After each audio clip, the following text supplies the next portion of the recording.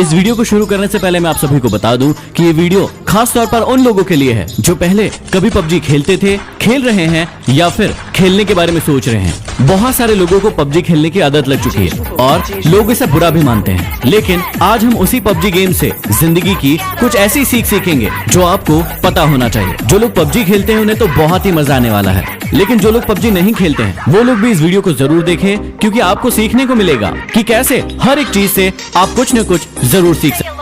PUBG game से सबसे पहले आपको सीखने को मिलता है कि जीवन में हमेशा प्लानिंग बनाकर काम करें।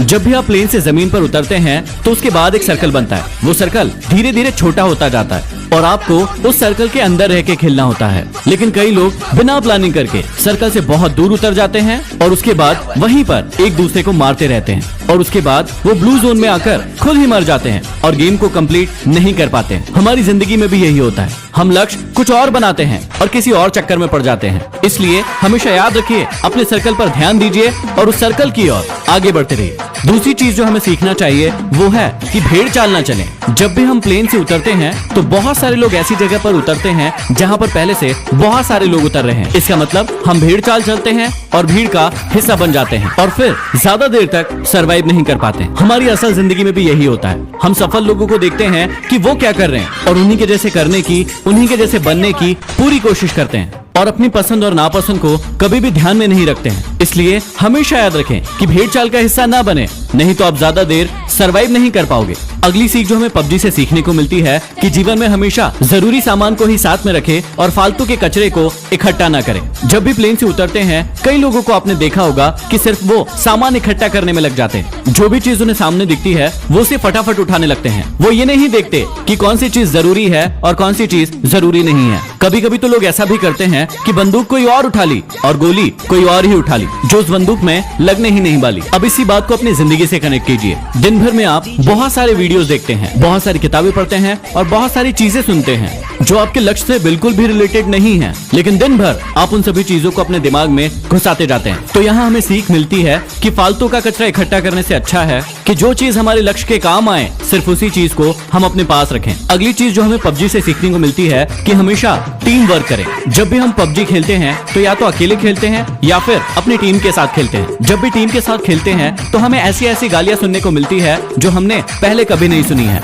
अब इसमें कुछ लोग तो टीम का साथ देते हैं, लेकिन कुछ लोग टीम से दूर भागते रहते हैं। कुछ लोग तो ऐसे भी होते हैं जो अपनी टीम के बंदे को दूर से बैठकर मरता हुआ देखते हैं और उसे रिवाइव भी नहीं देते। ऐसी टीम ज्यादा समय तक नहीं टिक सकती है जो यूनिटी के साथ नहीं खेलती है। जैसे पबजी में यूनिटी का बहुत ज्यादा इंपॉर्टेंस है, वैसे ही हमारे जीवन में भी टीम वर्क और यूनिटी का होना बहुत ज्यादा जरूरी है। नहीं तो कौन व्यक्ति आकर आपको कम मार जाएगा आपको पता भी नहीं चलेगा। अगली चीज जो हमें सीखने को मिलती है कि हमेशा कमजोर साथी को साथ लेकर चले। जब भी हम पबजी खेलते हैं तो हमारे साथ कोई ना कोई व्यक्ति ऐसा जरूर जुड़ जाता है जो नया होता है और जिसे ज्यादा खेलना नहीं आता है, लेकिन हम उसका मजाक उड़ाते हैं। कभी कभी तो ऐसा भी होता है कि यदि आप 3 लोग खेल रहे हैं और 2 व्यक्ति वाली कोई कार मिली तो 2 व्यक्ति बैठकर उस पर निकल लेते हैं और एक व्यक्ति को पीछे ही छोड़ देते हैं। ना तो आपको पबजी गेम में ऐसा करना चाहिए और ना ही आपको अपने जीवन में ऐसा करना चाहिए। जो भी लोग कमजोर है उन्हें हमेशा अपने साथ लेकर आगे बढ़ना चाहिए। अगली सीख जो आप सभी के लिए बहुत ही ज्यादा इंपॉर्टेंट है, ज्यादा साधन जुटाने की अपेक्षा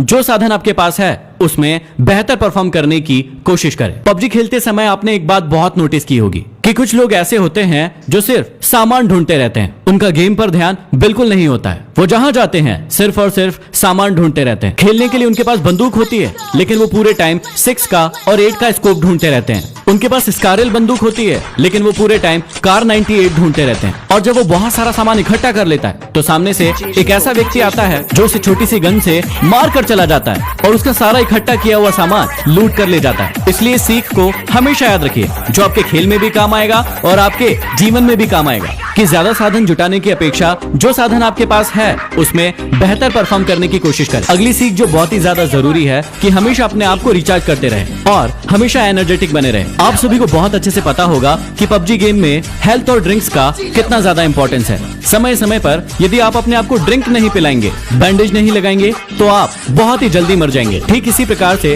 हमारे जीवन में भी होता है। हमें सिर्फ काम ही नहीं करते रहना है, समय समय पर अपने आप आपको रिचार्ज भी करते रहना है। अगली बहुत बड़ी सीख हमें पबजी से मिलती है कि शत्रु को कभी भी कमजोर न समझे। जीवन में आपको कभी भी पता नहीं होता है कि सामने वाला शत्रु कौन है, उसके पास कितने साधन हैं, और ऐसा ही हमारे साथ पबजी में भी होता है कि उसके पास कौन सी गन है, उसके साथ कितने लोग हैं, उसके पास कितना हेल्थ है, ये आपको कभी भी पता नहीं होता है। इसलिए आप दबंग बन के उसके सामने छाती चौड़ी करके खड़े मत हो जाइए, क्योंकि कई बार ऐसा भी होता है कि एक नया खिलाड़ी भी एक प्रो खिलाड़ी को मार कर चला जाता है। कई बार हमारे जीवन में भी ऐसा ही होता है, हम अपने कॉम्पिटिटर को अपने से कमजोर मान लेते हैं, जो कि हमारी हार का बहुत बड़ा कारण होता है। इसलिए आप कभी भी शत्रु को कमजोर न समझे। अगली सीख हमें मिलती है कि सही मौके का इंतजार करें। आप सभी ने बहुत अच्छे से सुना होगा कि मौके पर चौका लगाना, इसका मतलब होता है कि आप सभी को सही मौके का इंतजार करना है। कई लोगों को आपने पबजी गेम में देखा होगा कि वो खुलेआम घूमते रहते हैं और धड़ाधड़ गोलियां चलाते रहते हैं, लेकिन एक व्यक्ति दूर पर स्नाइपर लेकर बैठा होता है और एक ही शॉट में उस व्यक्ति को मार गिराता है। कई बार आपको लोग कहते होंगे कि छुपकर क्यों बैठा है, सामने आकर खेल, लेकिन कई बार छुपकर बैठना ही सही मौके का इंतजार करना होता है। इसलिए आप हमेशा जीवन में भी सही मौके का इंतजार करें और उसी के बाद एक्शन लें। और अगली जो सबसे बड़ी सीख है, जो जीवन का सत्य भी है, कि जब आप मरेंगे तो आपके अपने लोग ही आपके सामान को लूट कर ले जाएंगे। इसलिए जीते जी अपनी लाइफ को पूरी तरीके से एंजॉय कीजिए। जो भी साधन आपके पास उपलब्ध है उसका पूरा उपयोग कीजिए, क्योंकि मरने के बाद तो लुटेरे बैठे ही हैं। तो ये कुछ सीख थी जो हर इंसान को पबजी गेम से जरूर सीखना चाहिए। इस वीडियो को हर पबजी खेलने वाले तक जरूर पहुंचा दीजिए ताकि वो बहुत कुछ सीख सके। इस वीडियो को लाइक कीजिए यदि